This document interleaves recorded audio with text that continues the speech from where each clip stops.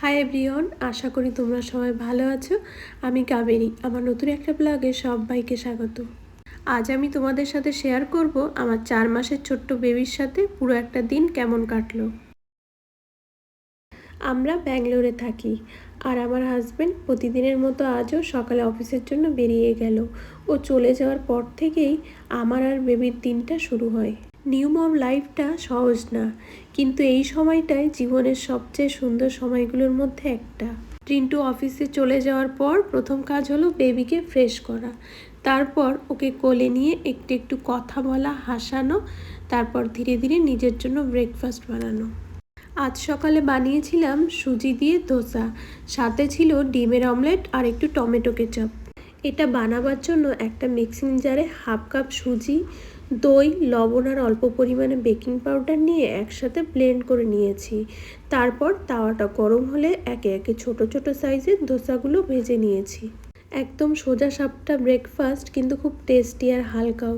বানাতেও একদম কম সময় লাগে। ক্রিস তখন শুয়েই ছিল, মাঝে মাঝেই ওকে নিয়ে আসছিলাম, কথা বলছিলাম। ও একদমই একা থাকতে চায় না। তারপর শুরু হলো দুপুরে ওকে স্নান করানো আর ঘুম পাড়ানোর যুদ্ধ। দুপুরে ওকে স্নান করালাম, ও স্নানের সময় একদমই কান্নাকাটি করে না, আর আজও করেনি। তবে স্নানের পর শুরু হলো ঘুম পাড়ানো নিয়ে। অনেক সময় লাগলো ঘুম পাড়াতে, কিছুতেই ঘুমাতে চাইছিল না।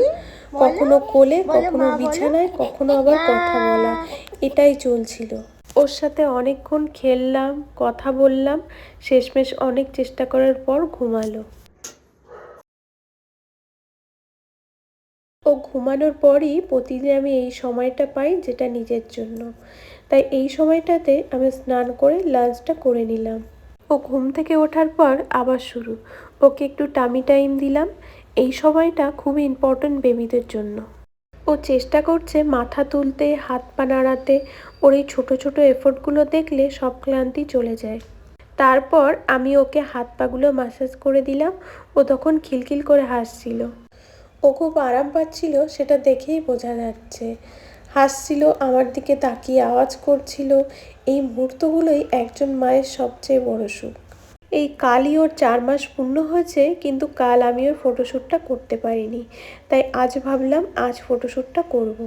প্রথম মাস থেকেই আমি ওকে নতুন জামা কাপড় পরিয়ে এই দিনে একটু ফটো তুলি। তারপর আমি ওকে রেডি করলাম, নতুন জামা পরালাম। 2 থেকে 3টে আলাদা আলাদা ড্রেসে ওর আমি ফটো তুলব। ঝটপট আমি ফটোশ্যুটটা করে ফেললাম, যেমন মাথায় এলো তেমন করেই। টাওয়াল দিয়েও কিছু ফটোশ্যুট করলাম। একটা কথা বলতেই হয়, আগে আমার ফোন ভর্তি থাকতো শুধু আমার নিজের ছবি দিয়ে, আর এখন ফোন খুললেই শুধু বেবির ছবি। নিজের ছবি খুঁজেই পাওয়া খুব চাপের ব্যাপার। এখন সময় বিকাল 5টা, কিছু খেতেও মন চাইছিল। কাল আমি একটা ড্রাগন ফ্রুট অর্ডার করেছিলাম, তাই সেটাকেই নিয়ে চলে এলাম।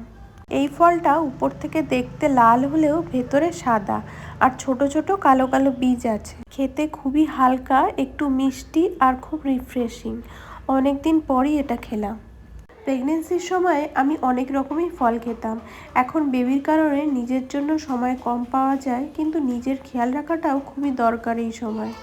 কারণ এই সময় একজন নতুন মায়ের শরীর আর মন দুটোই অনেক কিছু পার করে। ঘুম কম হয়, খাওয়ার টাইম ঠিক থাকে না, মানসিক চাপও অনেক থাকে। মায়ের স্বাস্থ্য ভালো না থাকলে বেবির যত্ন নেওয়াও কঠিন হয়ে যায়। একজন সুস্থ মা মানেই একজন হ্যাপি বেবি। তাই যতই কাজ থাকুক, নিজের জন্য একটু সময় বের করা খুবই ইম্পর্টেন্ট। ভালো খাওয়ার, জল আর নিজের শরীরের কথা শোনা দরকার। রাতে রিন্টু 8:30 নাগাদ বাড়ি ফিরল। ও এসেই কিছুক্ষণ বেবির সাথে খেললো, ওকে কোলে নিল, কথা বলল, হাসলো। বেবিও তাতে খুব খুশি হলো।